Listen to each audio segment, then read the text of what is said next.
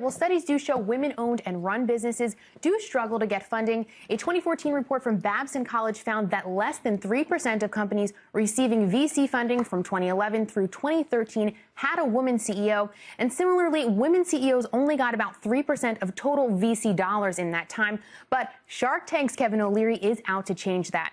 With more than a third of his portfolio now made up of women-owned and women-run businesses, he's actually seeing better performance. They're returning cash 65% faster and giving him 75% better returns.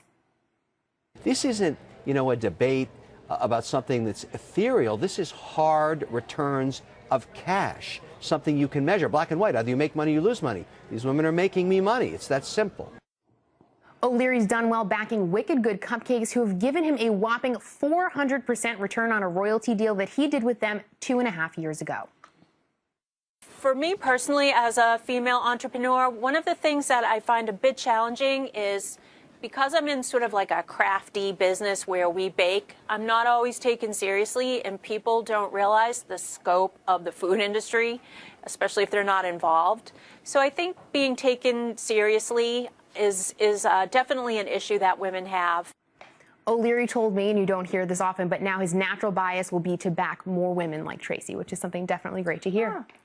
Super And he said on Shark Tank now his eyes are really peeled for successful and great ideas from these women entrepreneurs. And there is all this research now that women CEOs, women-owned businesses do seem to outperform. I mean, is that something that people actually feel like that's statistically significant, that you can actually bank on this? Yeah, I think so. And the more we hear from people like Kevin, you see the gap continue to close. And even if you look at more traditional funding like SBA loans, in 2015 through September 2015, women-owned and run businesses got about $3 billion.